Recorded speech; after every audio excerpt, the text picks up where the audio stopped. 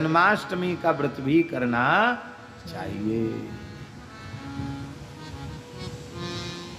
भाद्रे शीते निशीथे रोहिण्या मष्टमी तिथौ सिंहमर्के गते सौम्ये कृष्णो जातो विधूदये।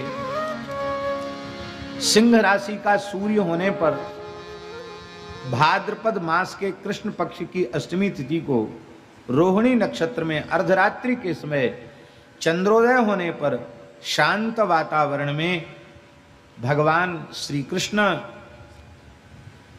कंस कारागृह में वसुदेव के यहाँ देवकी के गर्भ से प्रकट हुए। उस तिथि को भी प्रत्येक वैष्णव को श्री कृष्ण जन्माष्टमी का व्रत करना चाहिए।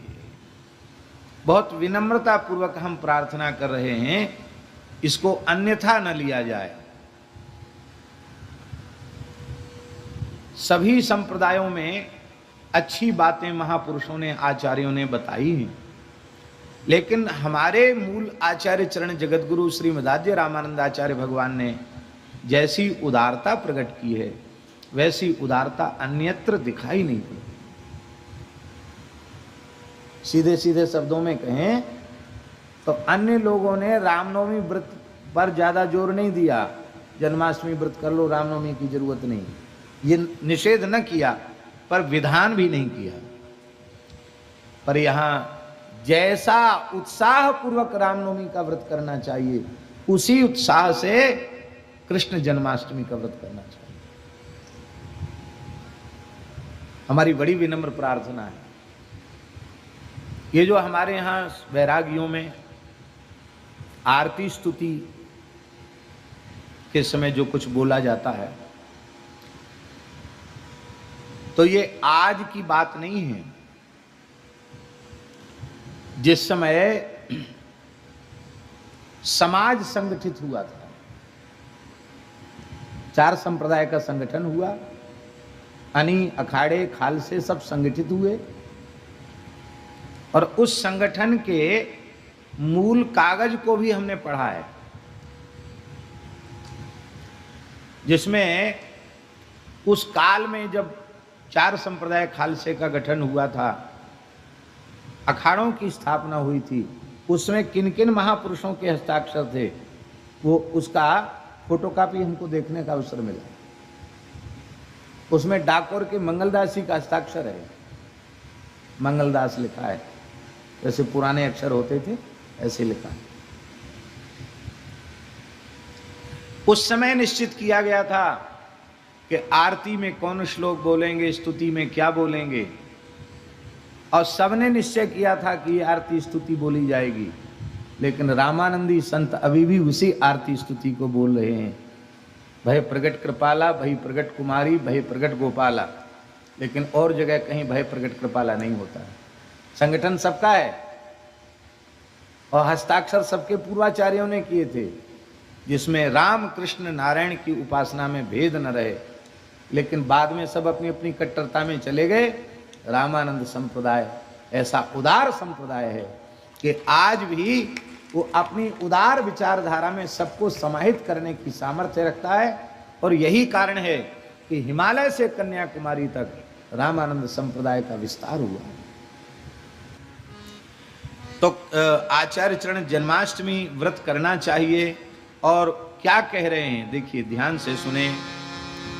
जन्माष्टमी शास्त्र मुदा व्रतोत्सवम कृष्णार्चनम जागरणम महाफलम अनेक जन्मार्जित पाप नाशनम कृष्णस्य कीर्ते श्रवणं च कीर्तनम।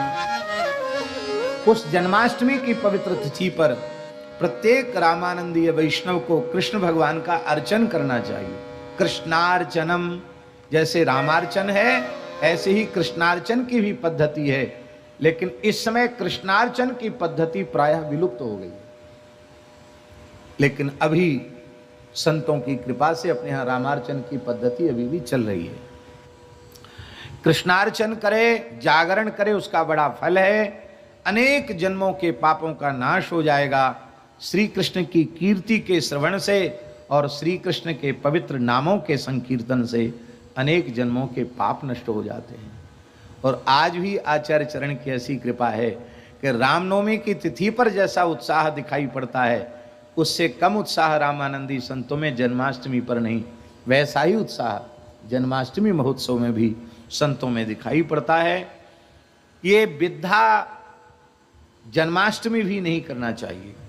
त्याज्याष्टमी चेदथ वाजि विद्या तथाग्नि विद्धम विधिवम च हेयम चेदष्टमी नो विधिवेन युक्ता महात्मभिर विष्णु परायण स्तयी।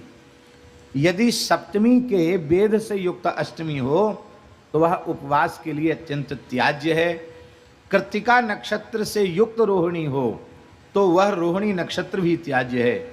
और सप्तमी वेद से रहित अष्टमी में कृत्तिका के वेद से रहित रोहिणी नक्षत्र हो तब तो कहना ही क्या है, वह प्रशस्त है और उसी तिथि में व्रत करना चाहिए। वैष्णव मताब्ज के अनुसार जन्माष्टमी निर्णय में सूर्योदय कालीन वेद ग्रहण किया जाता है और स्मार्त मत में जन्माष्टमी वेद मध्य रात्रि में माना जाता है। लेकिन श्री रामानंदाचार्य जी ने अरुणोदय के काल में, सूर्योदय के काल में वेद माना है। सूर्योदय के काल में यदि सप्तमी है और बाद में अष्टमी लग गई है तो वैष्णवों को व्रत नहीं करना चाहिए, आगे की तिथि में व्रत करे, लेकिन सप्तमी विद्या न करे।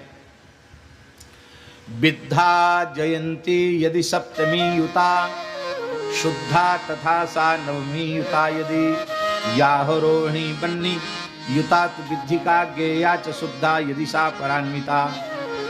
कहते अष्टमी तिथि सप्तमी से युक्त होने पर विद्या कहलाती है और नवमी से युक्त होने पर वो शुद्धा कहलाती है। भले ही नवमी से युक्त हो जाए कोई बात नहीं, लेकिन शुद्धा करना चाहिए। रोहिणी नक्षत्र कृत्तिका से युक्त होने पर विद्ध कहलाता है और रोहिणी नक्षत्र मृगशिरा नक्षत्र से युक्त होने पर शुद्ध कहलाता है। ब्रह्मवैवर्त पुराण में भी लिखा है कि सप्तमी से संयुक्त अष्टमी का त्याग करना चाहिए। वर्जनीया प्रयत्न सप्तमी सहिताष्टमी। अष्टमी तिथि में रोहिणी नक्षत्र पड़ जाए तो वो विशेष महात्म्य की हो जाती है, इसलिए रोहिणी नक्षत्र का भी आदर करना चाहिए। कृष्णाष्टम्याम भवेद यत्र कलयिका रोहिणी, यदि एक कला भी रोहिणी है तो जयंती नाम सा प्रोक्ता उपवेश्या प्रयत्नतः।